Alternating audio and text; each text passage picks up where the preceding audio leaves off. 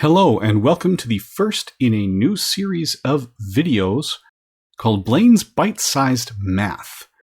These are short videos designed to maybe hit topics that are not necessarily covered in the public school curriculum, but things that are of interest to myself and any viewers who decide to pick up on the series. I do have plans for a physics series as well.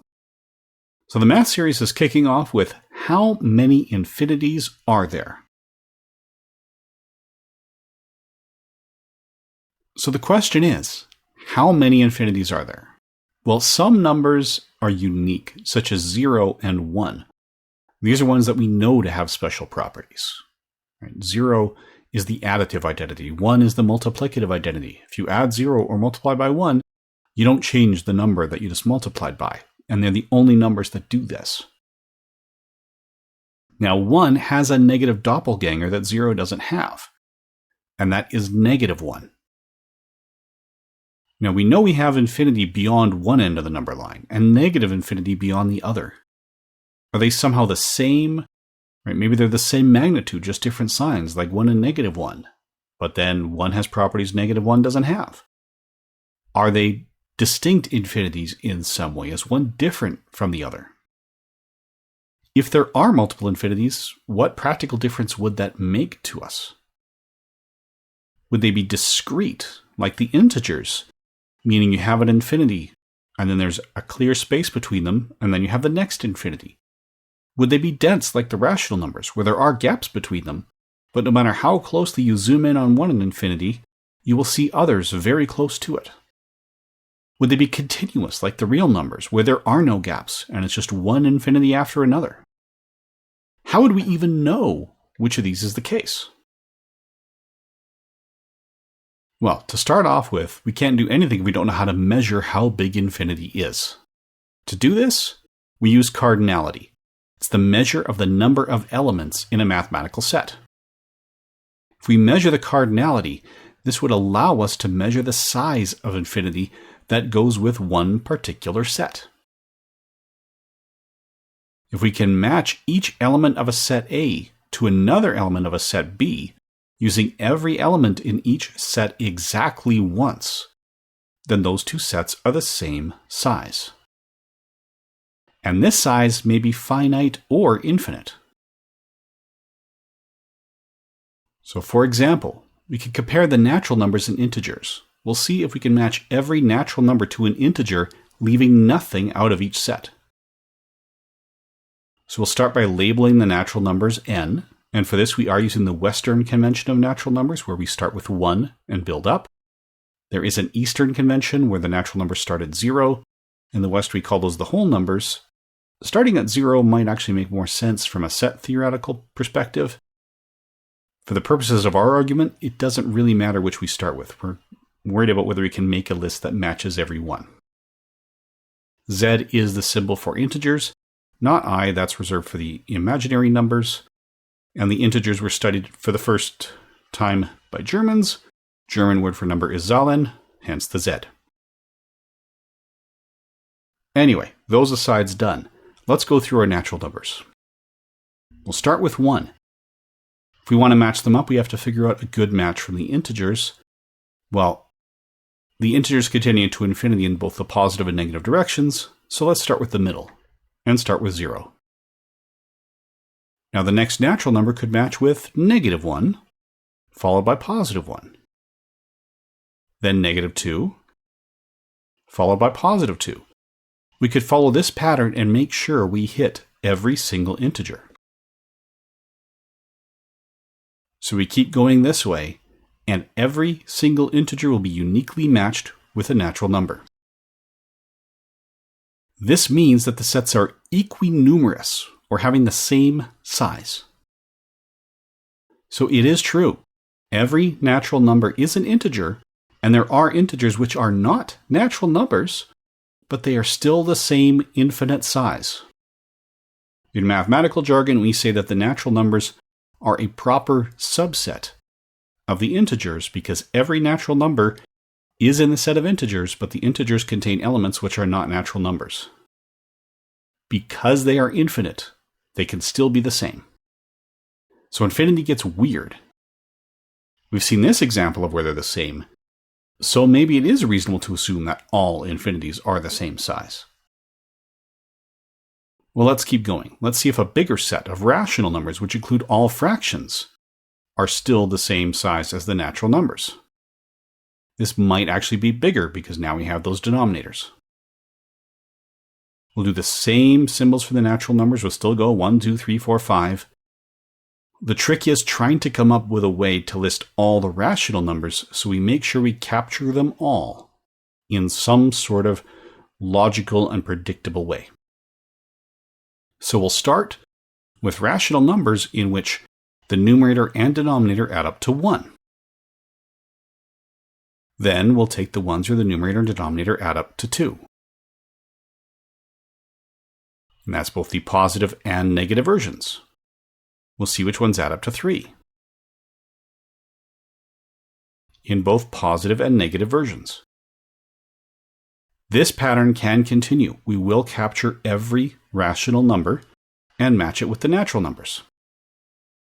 So once again, they are the same infinite size, despite the fact that the natural numbers are a proper subset of the rational numbers. Every natural number is rational, not every rational is natural.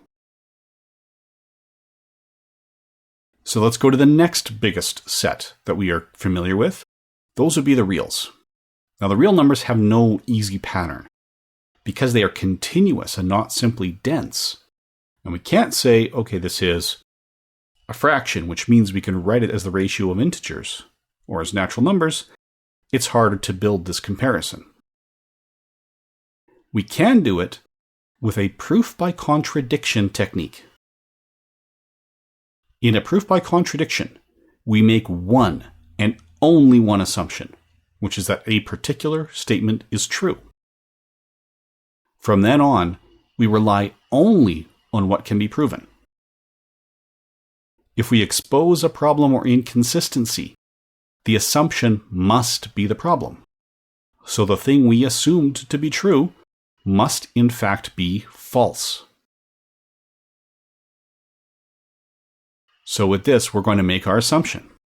We will assume that the set of real numbers is the same infinite size as the set of natural numbers. That is our one and only assumption.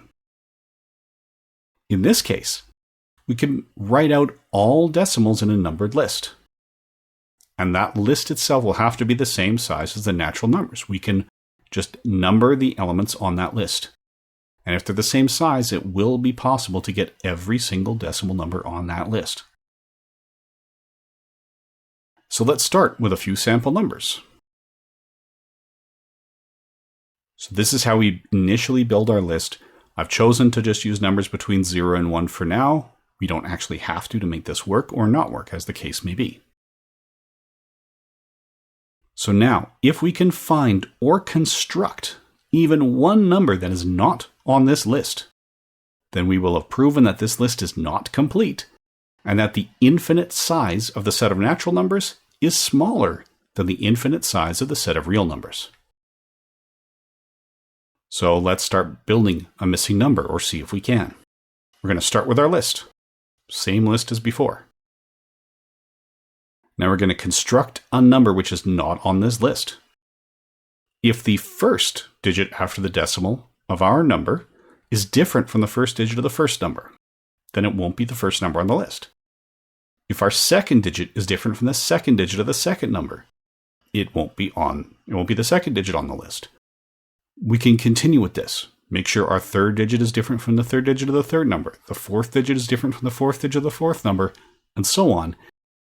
This number that we have built will have one digit off from every number on the list. So let's start building it a digit at a time. The first digit in our first number is 1. Let's make this 2. Second digit in our second number is 4. Well, let's pick 8.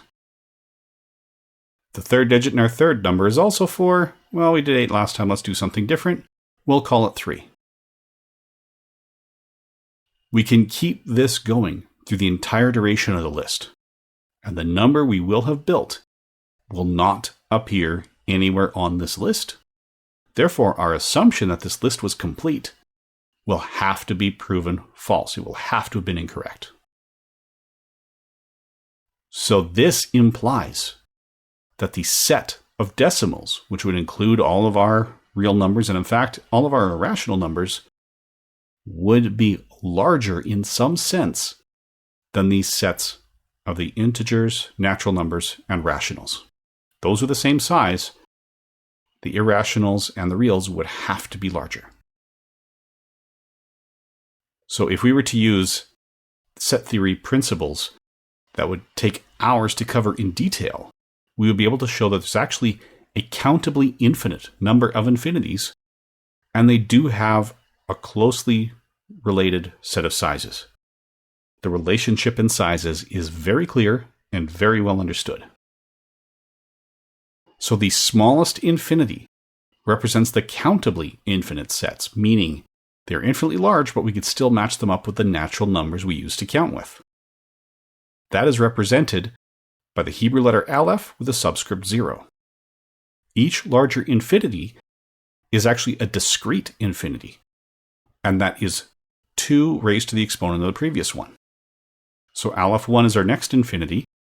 The size of that is 2 exponent Aleph 0. So this is the size of the reals and the irrationals. Aleph 2 would be 2 exponent Aleph 1. It's the next smallest infinity. It's the size of the set of all functions, not just continuous functions, that's important, that map the real numbers onto the real numbers. So these don't have to be continuous. We can pick an arbitrary number from the real numbers and map it to another arbitrarily chosen number in the real numbers. So if we were to plot this, it would look like a scatter plot, random dots everywhere. There would be nothing continuous, but that would push it into the Aleph 2 size. So just generally speaking, each is 2 to the previous infinity. I would describe this as incomprehensibly large. 2 to the 1 is 2. Then we get to 4. Then 8. 2 to the 4 is 16. These are reasonable numbers. 2 to the 10 is already up to 1,024. 2 to the 25 is 33,554,432. And when you realize that we could come up with a number so large it could take you 100 years just to speak its name, and it would still be closer to 0 than it would be to infinity. 2 raised to that number is just incomprehensibly large. The human brain cannot properly perceive this. What we can say is that each infinity is massive compared to the other and just dwarfs it. But I don't think we can actually say how big that infinity truly is. So that wraps up the video on how many infinities there are. So what would you want to see me cover next? You could post it in the comments in YouTube, and I will add it to the list. So thanks for taking the time to check this one out.